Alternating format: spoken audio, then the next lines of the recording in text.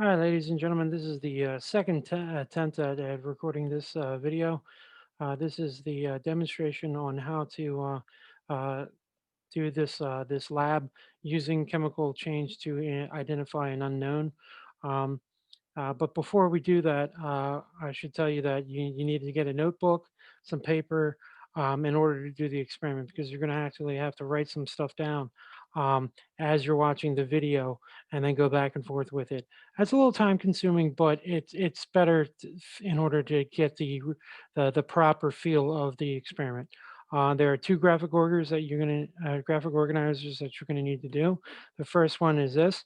So it's across the top, you have baking soda, baking powder, cream and tartar, cornstarch and unknown, and then going down water, vinegar, iodine, and indicator. I tried to do it vertical in my notebook, but that didn't really work out well, so I went horizontal with it. Okay. Um, you should hit pause now and then write that down. All right. And then when you come back, you go to the second one, and it's a smaller one. It's baking soda and cornstarch, baking soda and cream tartar, cornstarch and cream tartar. So that's the second set that you can do. And this is so that we can determine what is the catalyst of the experiments as we go forward. All right. So again, you should pause and write that down and stuff like that. All right. So again, I have my notes now, and I'm going to fill them out as I watch the videos and stuff like that, um, and you should do so as well. Okay. Uh, so let's continue on. All right. Going forward, uh, Alex, as always, Riccardo. All right. Next. Okay. Um, Previous lesson, you saw that a catalyst can increase the rate of a chemical reaction without becoming one of the products of the reaction. This time, you're going to investigate another aspect of chemical reactions. Since substances react with one another in a characteristic way, chemical reactions can be used to identify a substance based on how it reacts with certain test substances. So basically, um, we know that it reacts in a certain way with certain objects. So if you're trying to identify something, you can um, identify it based on its characteristics, characteristic reactions. And they call this chemical change. Right? So you got to watch the video. There are two different powders in the cups. Both are white and look alike, but they are chemically different. The powder on the left is baking soda, and the powder on the right is cornstarch. We'll pour the same amount of a dilute tincture of iodine solution into each cup. The iodine solution stays light brown and yellow when added to the baking soda and doesn't react. The iodine solution and cornstarch turn a very dark purple where it looks almost black. This is a sign that a reaction has occurred in the cornstarch. Since baking soda and cornstarch are made of different molecules, they will have different chemical properties. They will not react with the tincture of iodine in the same way, which is very clear by the color change when cornstarch reacts and the lack of color change when iodine is added to baking soda. So that's basic. That's a basic setup of what we're going to do today.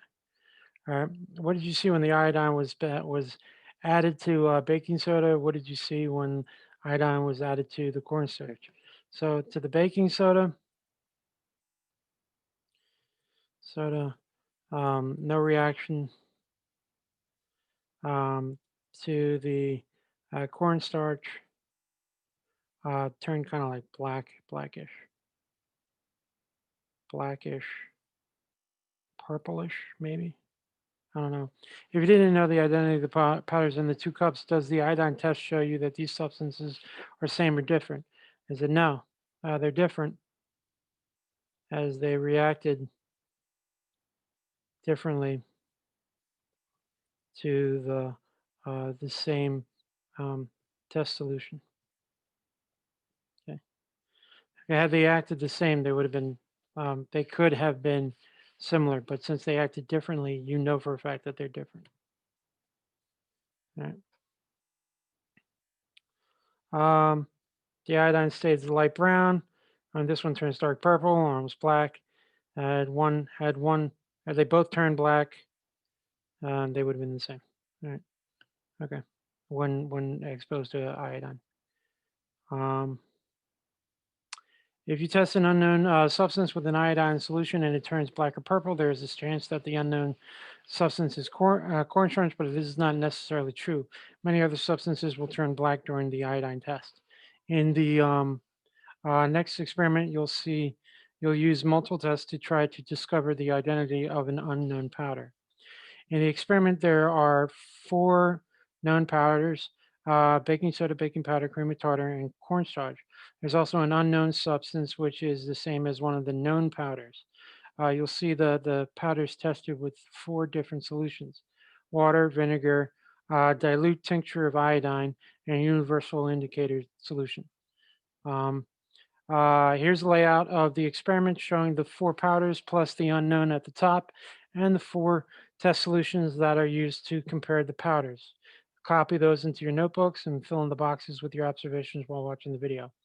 So we already did that, but when you're watching the video, you're going to need to um, uh, take a look at that and copy down what you see. All right. Now you're going to watch the video. All right. So please watch the video below and fill out the chart in your notebook. Only answer the questions below after you've seen all the test liquids used on all the substances, including the unknown. All right. So don't fill this out. Don't answer any questions until you've watched the video and you filled out the stuff. Okay. In this video, we'll do a series of chemical tests to identify an unknown substance. If you haven't copied this chart into your notebook, please pause the video now to do so. You'll need this information to answer. In each box, you'll record evidence of a reaction. In particular, you're going to look for bubbles, which imply that a gas is being formed. You're going to look at how quickly the bubbles are forming, so you can record whether it's very fast or slowly bubbles form. And you're also going to record the color and the color change that may be occurring. So in the first column, we have baking soda. We're adding 4 solutions to the baking soda. First water, now vinegar. You can see that it is reacting with the baking soda. Bubbles are forming very quickly. Please write that down. Now we're adding iodine to baking soda. The iodine does not change color, so there's no color change. And now we'll add the 4th solution, which is an indicator solution. You'll notice that the color here is sort of a deeper green, sort of like a teal green. The indicator actually starts out closer to an olive green, so this is a slight change in color. You should have all the data down now for what happens when these 4 test solutions are added to baking soda. Now we're going to put down baking powder.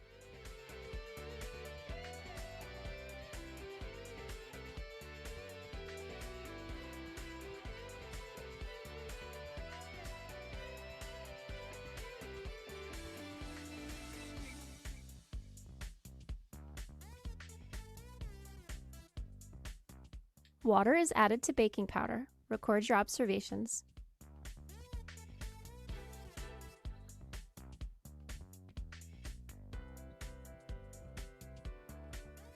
Vinegar is added to baking powder.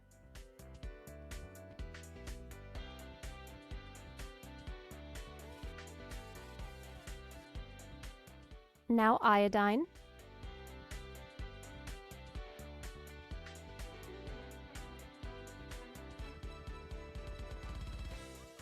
And finally, the indicator solution.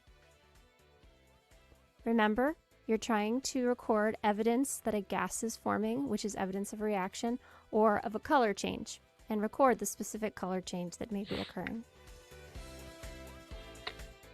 Now we're going to test cream of tartar with the same 4 test solutions.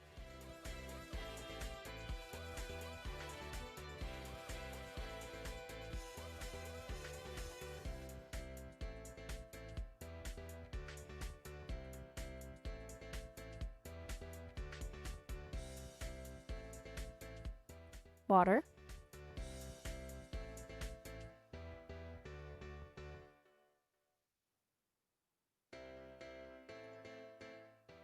vinegar,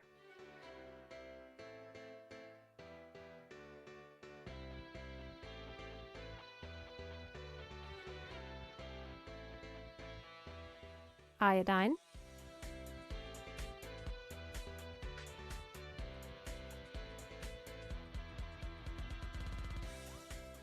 and finally the indicator solution. I'd like to point out that while the iodine in the cup looks very bright orange, it's actually a little bit more of a brownish yellow and dilute. Now we'll test the fourth powder, which is cornstarch, with the same 4 solutions.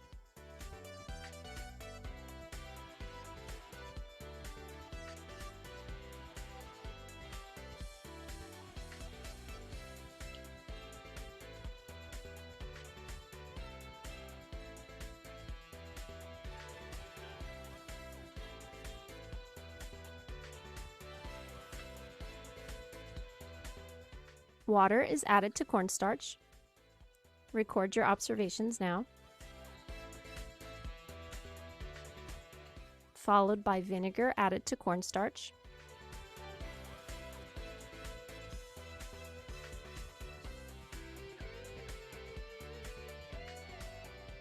Next, iodine is added to cornstarch.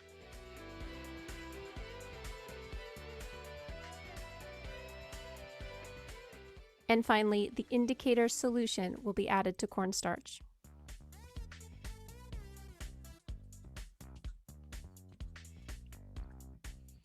Now we're at an interesting point of this experiment. We've tested all 4 known powders. Next, we're going to put down the unknown powder. The unknown powder is one of these other 4. We're going to test it with the 4 test solutions. Based on how it reacts, we can figure out its identity.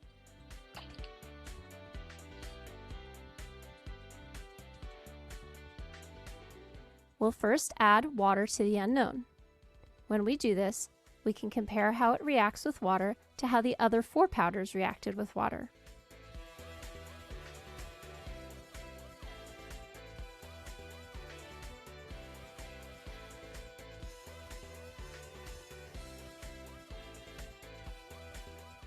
Ask yourself whether or not you see a gas forming or signs of bubbles. You might have to look back in a minute or two. Now we're adding vinegar to the unknown.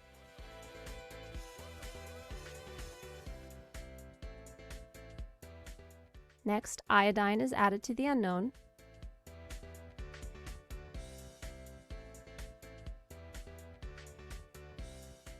And finally, the indicator solution is added to the unknown.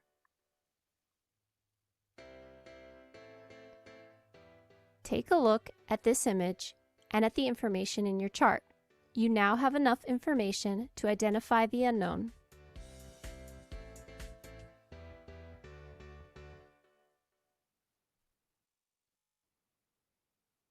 All right, so some of you might have gotten confused with that. Some of you might have needed more time or whatever. So I'm not a horrible person. What I did was I took a snapshot of it in the video while the video was going on. And let me give you a snapshot version of that. So this is it without the unknowns, and then this is it with the unknowns. So you can see some of the variances, but unless you were paying attention during the bubbling parts for the top 2, you're not going to get it, right? So if you have to go back to the video, that's understandable, right? But what I did was I wrote them in as I did it as well. Now you probably can't see that, and that's a good thing because then that would be basically cheating, right? So let's take a look. We continue on, right? So what I observed when each of the test solution was added to baking soda, when each of the test solution was added to baking soda, there was no bubbling, no bubbles. All right, no bubbles to the water. Vinegar had bubbles,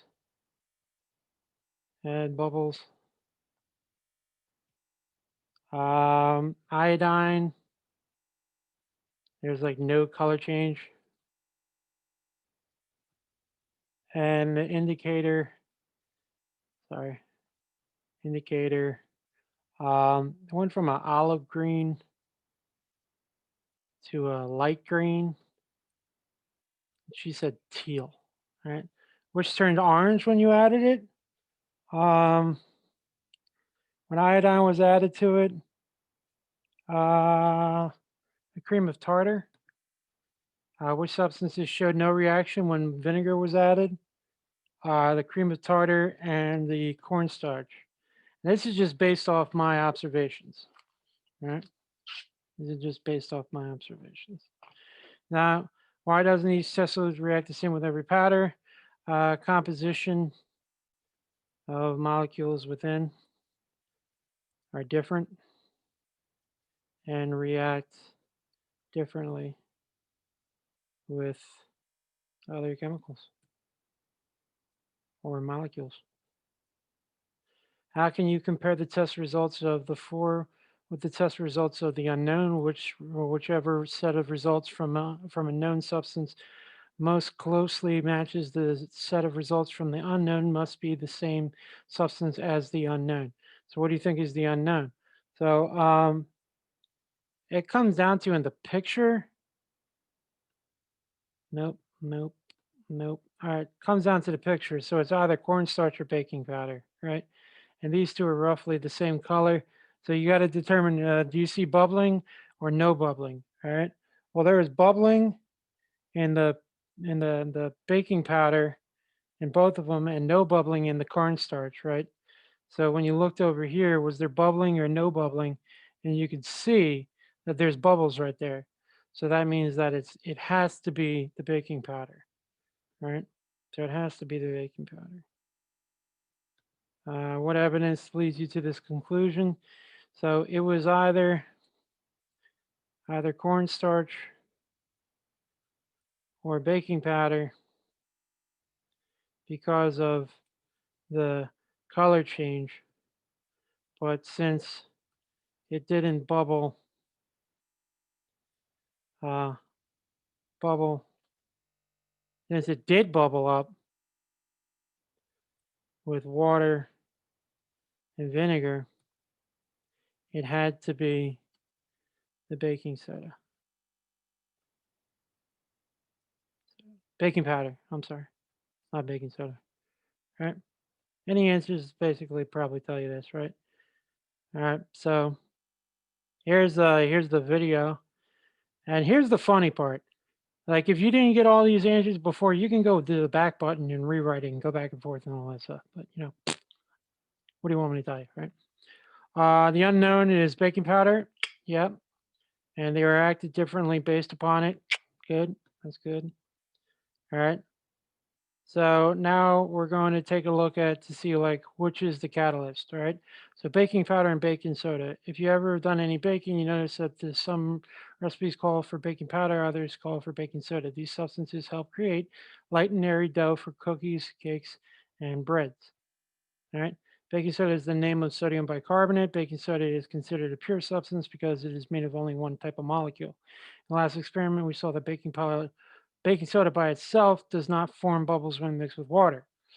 Baking powder is a mixture of baking soda and a few other ingredients. The baking powder used in the last experiment was a homemade baking powder, which is made of three ingredients: baking powder, cornstarch, and cream of tartar. Right? When water was added to the baking powder, the substances in it dissolved, and two of the three of them reacted. One way to figure out which two ingredients in baking powder reacted with each two is to test all the possible combinations of two ingredients that can be made and see which one bubbles. All right, here's the chart. We already wrote that down. It's right there. All right. The one that bubbles must contain the two active ingredients. So baking soda and cornstarch, baking soda and cream of tartar, cornstarch and cream of tartar. All right. Watch the video and figure out the two reactants in homemade baking powder. All right. Baking powder contains 3 different ingredients. The homemade baking powder we used in the last experiment contained baking soda, cream of tartar, and cornstarch. 2 of these 3 ingredients react with each other and produce carbon dioxide gas. The gas-producing reaction does not occur when the substances are solids. However, when they dissolve in water, the substances will react with each other. In this video, we'll add water to 2 of the 3 powders to see which combination has a reaction occur. This will tell us what the active ingredients are in baking powder.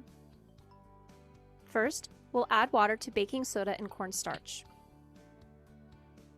Now to baking soda and cream of tartar. And finally, we'll add water to cornstarch and cream of tartar.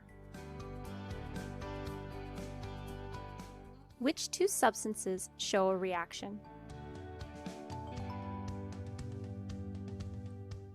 These are the 2 substances that are the active ingredient in baking powder.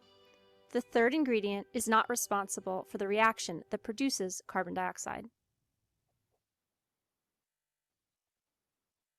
So baking soda and cream of tartar, when you mix it with water, get a reaction.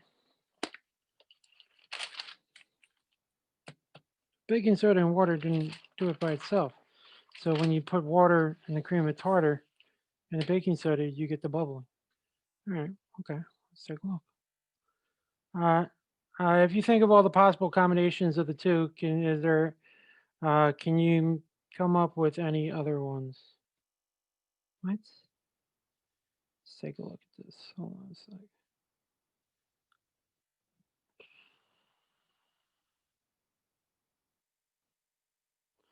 All right, 3, 2, 2, 2. No, there's only 3 possible ways you can do it. You can do baking soda and cream and cornstarch plus cornstarch. You can do baking soda plus cream of tartar, and then you can do cornstarch and cream of tartar. Because you can't do baking soda and cream of tartar, because that's right there, or that's right there. You can't do cornstarch and cream of tartar, because that's right there. You can't do cornstarch and baking soda, because that's right there. All right, so they just repeat each other. So no, that's it. No. All right, what are the 2 reactants in the homemade baking powder?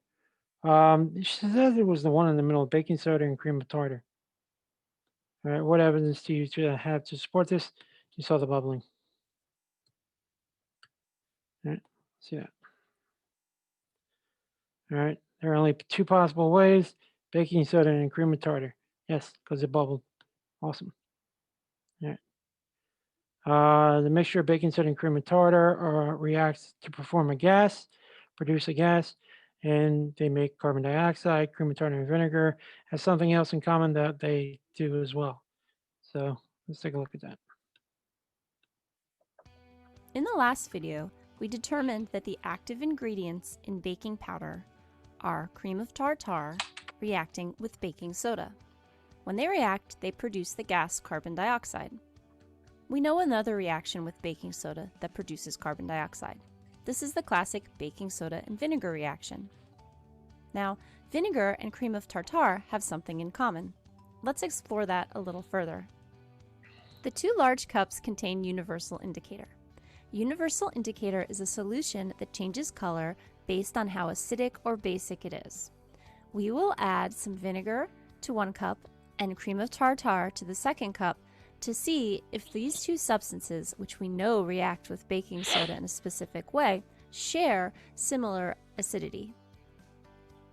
First, we'll add a few drops of vinegar to the universal indicator.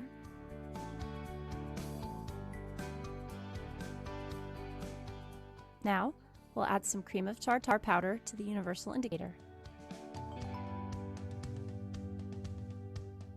Notice the color change of the indicator solution. The color change of the indicator solution can tell you whether a substance is an acid or not. When universal indicator turns pink, it means that we've had an acid added to it. So now we know that both vinegar and cream of tartar are both acids, and these two acids react in a similar way with baking soda to produce carbon dioxide gas. All right. So when they turn pink, that means there is an acid. And what does that mean? It means that they're both acids. Why do you think the baking soda and cream retardant reaction is similar to the baking soda and vinegar reaction? Because they're both produce um, CO2.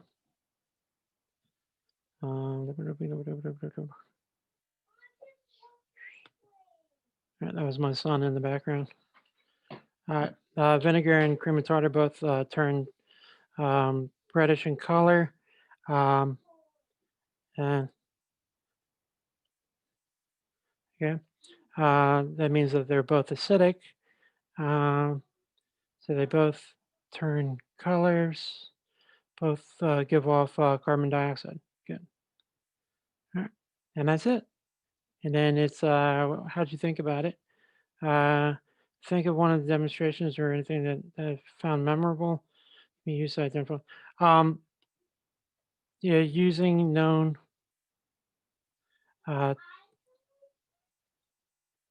Okay, hold on a sec. Using known testimonials, knowing test solutions, you can figure out. Using known test solutions, you can figure uh, some unknown substances. Okay. All right. How do you feel about this one? I feel good. Um, I would. This one was a long one, but I would go back and take a look at some things, and ask some questions to look at more information on that. But that's pretty good. Otherwise, okay. Um, and last but not least, uh, if you made it all the way to the end, I have a gift for you, and here's the gift. Here's the gift for you. And it's right there, right? That's all the information that we got from the experiment. Okay, so if you get this far, this is the information from the experiment. Okay, so good luck with that, and we'll see how it goes tomorrow. See you guys.